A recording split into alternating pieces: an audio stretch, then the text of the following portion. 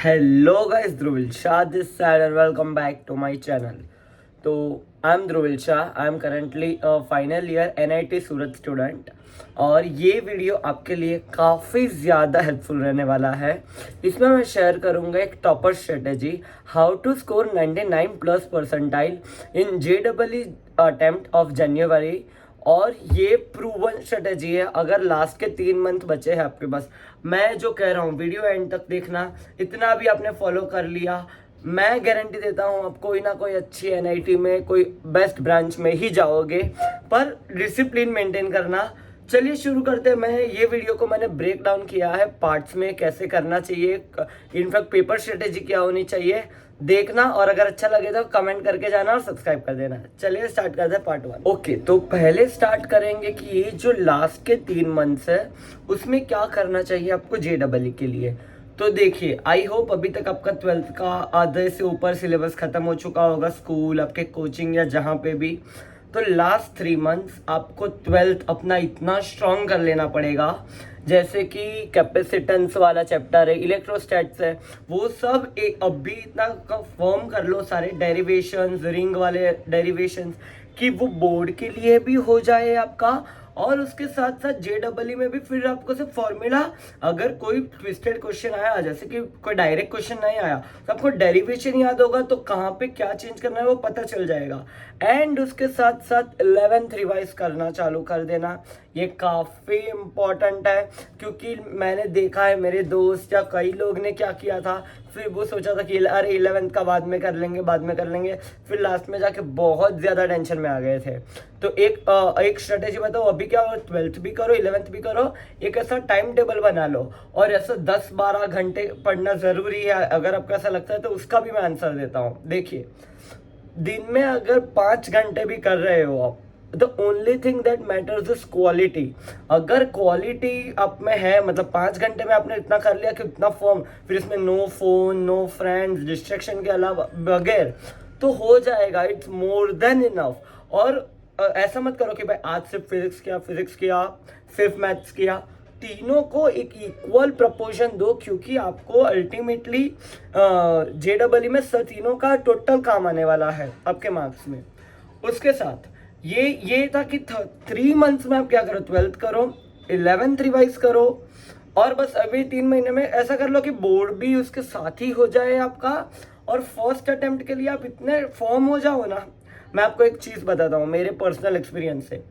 First attempt में जितना easily percentile आता है ना, उतना सेकंड अटेम्प्ट में लाना उतने ही मार्क्स में बहुत मुश्किल हो जाता है, मतलब अप्रैल अटेम्प्ट में. क्योंकि जनवरी अटेम्प्ट में क्या होता है, बहुत लोग अभी प्रिपेयर कर रहे होते हो, बहुत इतना फॉर्म नहीं होते, क्योंकि कोई लोग बोर्ड पे फोकस करते हैं.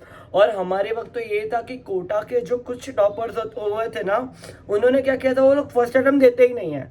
वो लोग ऐसा कि सीधा सेकंड अटेम्प्ट देके फिर सीधा एडवांस में जाके IIT के लिए, मतलब. तो फर्स्ट अटेम्प्ट में आपके लिए बहुत अच्छा एडवांटेज है टू स्कोर 97 परसेंटाइल अबाव. अगर फर्स्ट अटेम्प्ट में ही आप थोड़ा सा भी डंका कर लो, व्हेन आई से थोड़ा सा डंका, it's around 150 marks out of 300 is more than enough for you. अगर आपको किसी भी अच्छा NIT के लिए क्वालिफाई करना है, और फर्स्ट अटेम्प्ट में it would get you percentile above 98.5 of in the first attempt. और अब देखिए, अब आते हैं कि प्रिपेयर कैसे करें, साइकोलॉजिकली कैसे प्रिपेयर करें. तो देखिए, JEE के लिए है ना स्ट्रेटेजी, प्रेशर बिल्डिंग, मतलब प्रेशर में कैसे काम कर रहे हो, कैसे आप टाइम को स्ट्रेटेजाइज कर रहे हो पेपर में, वो भी काफ़ी ज़्यादा इम्पोर्टेंट है. तो इसके लिए मैंने क्या किया था, मैं एक तो अटेम्प्ट 1 बताता हूँ मैं कैसे अपियर करता था एग्ज़ाम के लिए. तो एग्ज़ाम में मैं क्या करता था कि है ना, सपोज फिजिक्स केमिस्ट्री मैथ्स होता था, तो जनरली लोग क्या करते हैं कि पहले पूरा टाइम सिर्फ केमिस्ट्री करते हैं, फिर इधर फिजिक्स मैथ्स, फिर जो बचा वो. पर मुझे ये स्ट्रेटेजी में मैंने अपने लिए ट्राई किया था, मुझे फ्लॉ लगा था, क्योंकि फिर अगर कोई दूसरा इजी सेक्शन होना तो नहीं हो पाता था. तो मैं क्या करता था, पहले ना सारे क्वेश्चन गो थ्रू करता था. चालू केमिस्ट्री से ही करने का होता है हमेशा. और हर 30 क्वेश्चन में से अगर 5 न्यूमेरिकल टाइप हटा दे, तो 25 क्वेश्चन में से हर क्वेश्चन में ना, लाइक हर सेक्शन में 7 या 8 ऐसे क्वेश्चन होते हैं जो इजीली डुएबल होते हैं, मतलब जब फर्स्ट गो में, जैसे कि केमिस्ट्री में पी ब्लॉक या रिलेटेड कोई भी थियरी होती है तो वो अगर बैठा जो एनसीईआरटी में लिखा है वो बैठा ही वहाँ पे होगा, सिर्फ टिक करना है, आगे बढ़ना है। और मैथ्स में भी हर एक में 6-7 क्वेश्चन ऑन एन एवरेज होते ही है। तो मैं क्या करता था कि पहले एक घंटे में या पहले 1.5 आवर्स जैसा पहले कट ऑफ क्लियर कर लेने का, ये स्ट्रेटेजी को मैंने नाम दिया है कट ऑफ टू टॉपर। तो ये मेरे खुद का नाम है, आप देख लेना कि पहले 1.5 घंटे में अगर आप 7 भी करोगे तो अराउंड 21 क्वेश्चन होंगे, और वो इतने इजी होते हैं, वो आपको ढूंढने पड़ेंगे पर कौन से 7 करने हैं वो आपको क्वेश्चन देख के ही पता चलेगी। ये क्वेश्चन मेरी औकात के बाहर है, अंदर है, मैं कितने टाइम में कर लूंगा। और किसी भी चीज़ को ईगो पे मत लेना कि अरे भाई जैसे कि ये टॉपिक तो मैंने किया था, कोनिक सेक्शन ही तो कर रहा था मैं, ये मेरे से कैसे नहीं होगा। और उसके लिए अगर 10 मिनट लगा दी, वो क्वेश्चन तो हुआ नहीं हुआ, वो आपके और 2 क्वेश्चन का टाइम खा गया। तो ऐसा बिल्कुल भी मत करो। आपका अल्टीमेट टारगेट क्या है? मैक्सिमम एग्रीगेट मार्क्स लाना। आपको ऐसा नहीं कि एक कोई स्पेसिफिक क्वेश्चन से होगा, तो उसको मस्त शांति से अपियर करो। और 7 जैसे 21 क्वेश्चन हुए, फिर ओवरऑल न्यूमेरिकल टाइप में से एक हो जाता है, 5 में से एक, तो वो 3 मतलब 24-25 अराउंड क्वेश्चन हो गए ना, तो इट्स अराउंड 90, मतलब अगर 1-2 रॉन्ग भी गिने तो भी 90, 85-100 के रेंज में मार्क्स आ जाता है। एंड कट ऑफ जनरल इतना ही आता है, 89, 88 जनरल कैटेगरी की बात कर रहा हूँ। हाँ, बाय द वे मैंने इतना बोला, मैं अपना बताता हूँ। तो मैं एनआईटी सूरत ईसी का स्टूडेंट हूँ, general category, and my score was 98.6 percentile and I am currently in Surat. तो क्योंकि मैं जा चुका हूँ पूरे इस प्रेशर राउंड से, ये वो, तो इसलिए मैं बता रहा हूँ। मेरा गुज सीईटी जो सीईटी होता है उसका स्ट्रेट रैंक है 379, तो मेरे पूरे गुजरात में 379 रैंक है। तो इसलिए मैं आपको बता रहा हूँ कि बहुत जितना मतलब इतना भी हार्ड नहीं है जितना लोगों ने बना दिया है, जो हाइप कर देते हैं, एकदम प्रेशराइज कर देते हैं। सिर्फ स्ट्रेटेजी, कॉन्फिडेंस, एक प्रेजेंस ऑफ माइंड बहुत इंपॉर्टेंट है। जैसे कि मैथ्स में ना कोई क्वेश्चन आते हैं, फिर उसमें नॉट लिखा हुआ था, क्वेश्चन में नॉट लिखा हुआ था और ऑप्शन सारे टाइप के होते हैं, तो उसमें भी लोग कंफ्यूज हो जाते हैं। तो ऐसा मत करो। और एक चीज, अभी आते हैं फाइनल टिप्स पे। क्या करना है? रैंडम तुक्के मत मारो, जैसे कि क्योंकि वो आपके नेगेटिव मार्क्स हो जाएंगे, तो कभी भी रैंडम टिक या वो बिल्कुल ही मत करो।